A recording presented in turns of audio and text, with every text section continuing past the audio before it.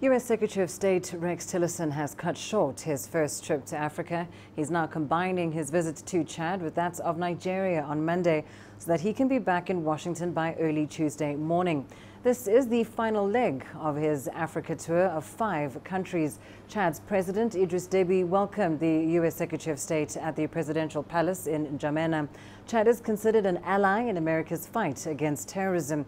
But in a surprise move, the Trump administration included the nation on its list of mostly Muslim countries whose citizens are barred from entering the U.S. Speaking in the capital, N'Djamena, Tillerson said President Donald Trump will review a report on Chad's progress towards strengthening controls on passports and improving information sharing by next month. Well, of course, as we know, the U.S. Secretary of State has now headed to Nigeria after that short visit to Chad. For the very latest on this final leg of his trip, Kelechi Emefiele joins us on the line from Abuja. Kelechi, we understand that there was meant to be a press briefing on Tillerson's visit to Nigeria. What more can you tell us about this? Well, yes, the U.S. Secretary of State spent about an hour with President Buhari behind closed doors. That was between 4 and 5 local time. Thereafter, himself and his Nigerian counterpart, the Foreign Minister Olukunle Bamboche, spoke to newsmen. And some of the high points I'll try and highlight. He said the U.S. is interested in increasing trade volumes with Nigeria.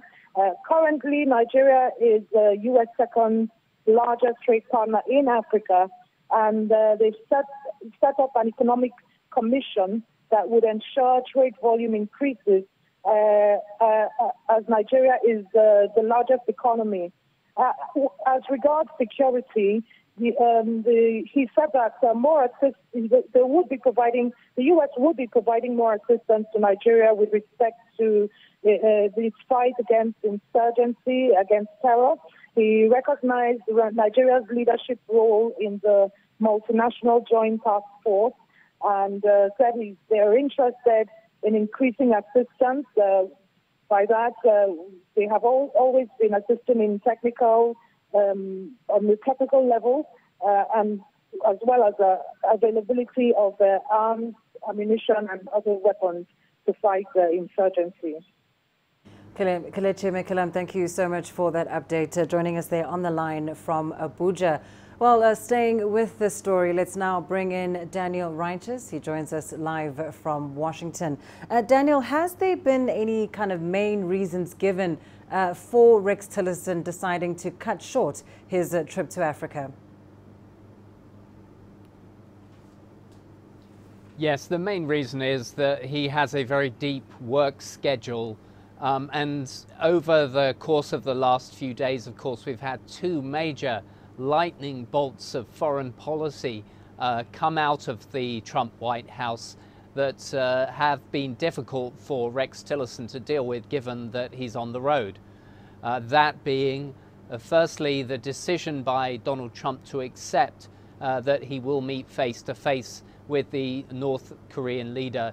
And the DPRK issue really is going to have huge diplomatic ramifications, not only in terms of messaging to all of those major stakeholders, but also in terms of the practicalities of communicating with the DPRK and all the other interested parties there. So a lot of diplomatic work needs to be done over a very short period, given it's scheduled for May. Secondly, this whole issue of the steel tariffs has major implications not only for the NAFTA negotiations, but for many other countries, including major allies in Europe, in Japan, South Korea, and across the world. So all of those countries under a very short Trump-imposed deadline. This means that Secretary of State Tillerson has his work cut out on the diplomatic front.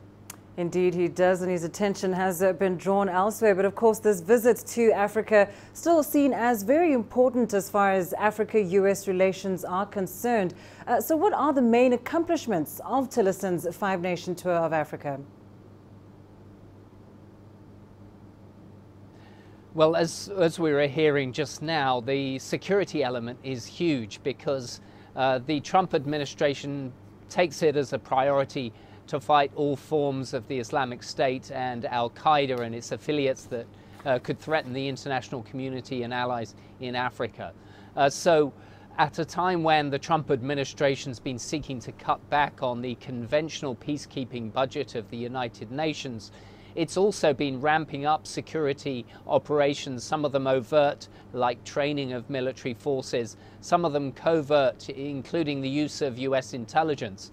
So that requires a very robust diplomatic response, but most of that diplomatic response, of course, taking place behind the scenes in order to nuance the increased military presence and assistance in those countries. So that's a task, I think, that he's been centrally focused on.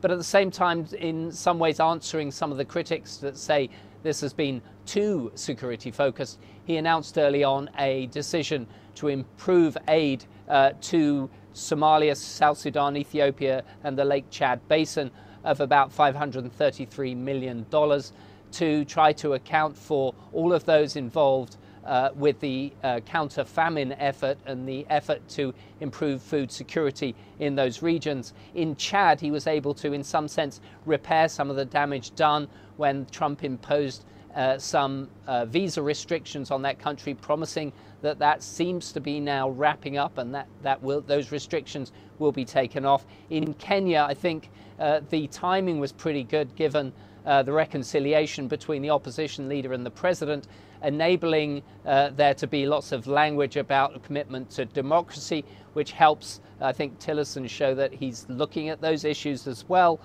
So I think overall it's been a very difficult, almost troublingly difficult trip for Tillerson. But on the other hand, I think he has put some achievements down. Many of them will be behind the scenes, particularly related to security. But overall, I think Tillerson is a Secretary of State who is trying to smooth over some of the bumps caused by the White House. Absolutely. Well, thank you so much, Daniel Reinches, joining us there from Washington.